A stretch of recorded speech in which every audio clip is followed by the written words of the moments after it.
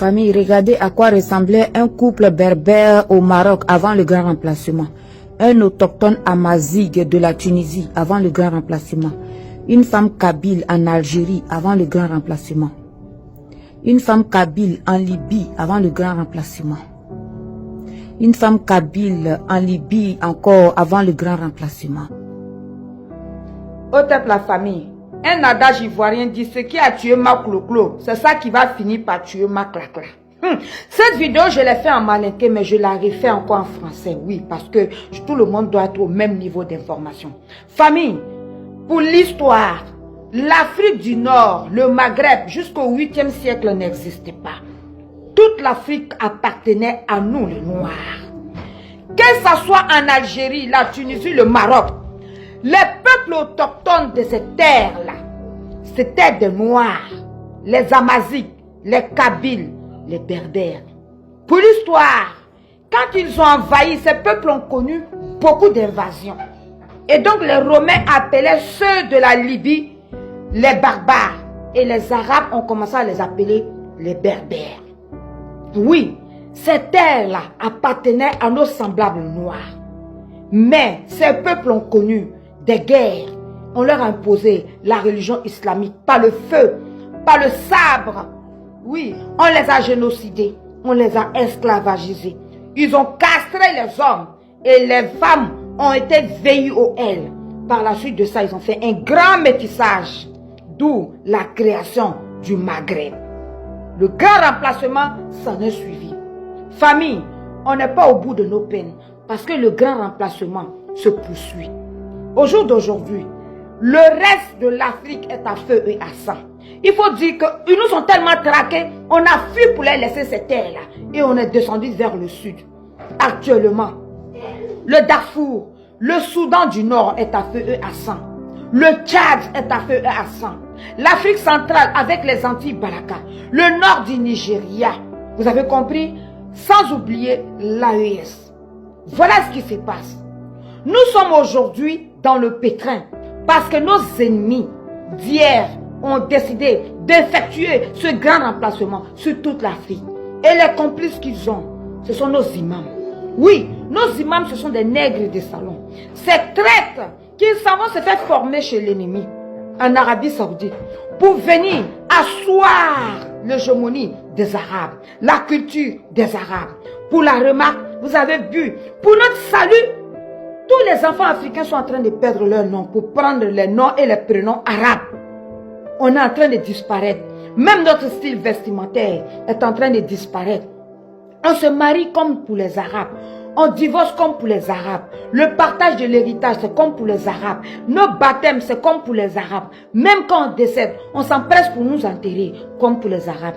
Il faut noter que l'enterrement à la va-vite, c'était fait chez les Arabes avant l'avènement de l'islam. Parce que chez eux, il fait chaud et la chaleur facilite la prolifération des bactéries. Donc quand quelqu'un mourait chez eux avant là, ils s'empressaient de l'enterrer parce que tellement il fait chaud, le corps se décompose. Mais ils ont pris tout ça pour mettre dans leur religion. Et c'est ce qu'on remarque chez nous en Afrique. Quand quelqu'un meurt, il se la machute et garde. Pour dire qu'on ne garde pas un corps musulman, il faut vite l'enterrer. C'est à cause de ça ils ont enterré des gens chez nous même vivants. Vous avez compris?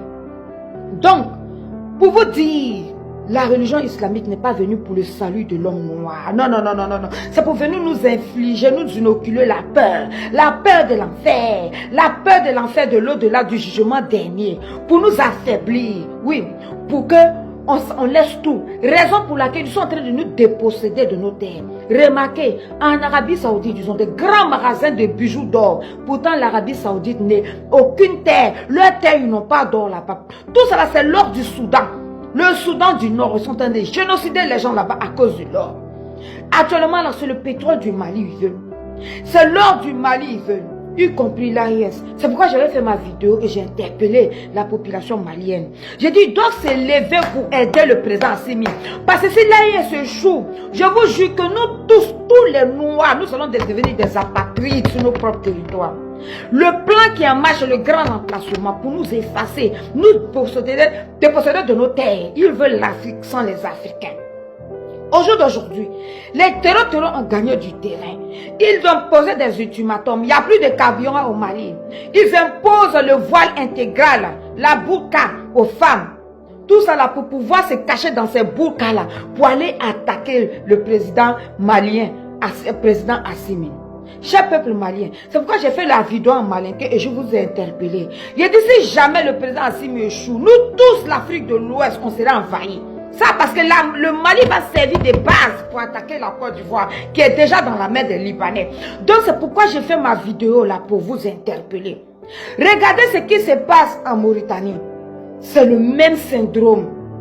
Depuis que la Mauritanie a atteint un certain pourcentage de musulmans, la Mauritanie a quitté l'Union africaine pour rejoindre la Ligue arabe. À l'heure où je vous parle, il y a plus de 10 pays africains qui ont rejoint la Ligue arabe. Alors, quelle est cette religion? Cette religion qui est venue pour soi-disant pour notre salut, mais nous on doit effacer notre africanité pour devenir comme eux. Alors que chez eux, on n'a pas la paix. Même si on devient comme eux, on n'aura pas la paix. Alors, je vous parle, les Mauritaniens n'ont pas la paix. En Mauritanie, il n'y a que 20% de Mauritaniens blancs qui gouvernent 80% de Mauritaniens noirs. Les Mauritaniens noirs, on les arrache les terres, les terrains. Les Mauritaniens noirs, beaucoup d'entre eux n'ont pas de papiers. Même quand ils font les enfants, on ne leur donne pas d'extrait de naissance.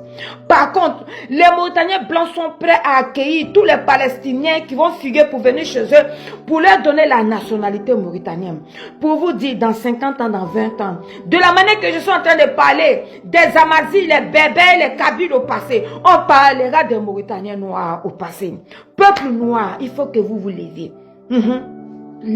La religion musulmane, c'est une branche armée des Arabes. Oui, cette religion est venue pour nous assujettir, pour nous combattre. Parce que depuis la nuit des temps, ces Arabes et l'élite occidentale, ils se sont mis ensemble. Pour garder le peuple noir dans l'esclavage pour eux. Nous sommes des sous-hommes, nous devrions rester demeureux, sous-hommes jusqu'à... C'est ça leur plan. Donc il va falloir que vous vous levez. La religion n'est pas venue pour notre salut. La religion est venue pour nous déposséder de nos terres. Je vous jure, cher peuple africain, il faut que vous levez. Sinon, on n'est pas sorti de l'auberge. Ils sont venus nous esclavagiser. La recolonisation de l'Afrique, ça va passer par là. Ce n'est ni une histoire de paradis. Tout ça en fait paradis, c'est du pipeau. Ne comptez pas sur nos imams. C'est des menteurs, c'est des traîtres, c'est des nègres des salons. Eux, ils sont là pour leur intérêt. Ils n'en ont rien à foutre. Même si on disparaît, ils n'en ont rien à foutre. C'est au peuple noir de se lever et de prendre leur destin en main. Tripoté.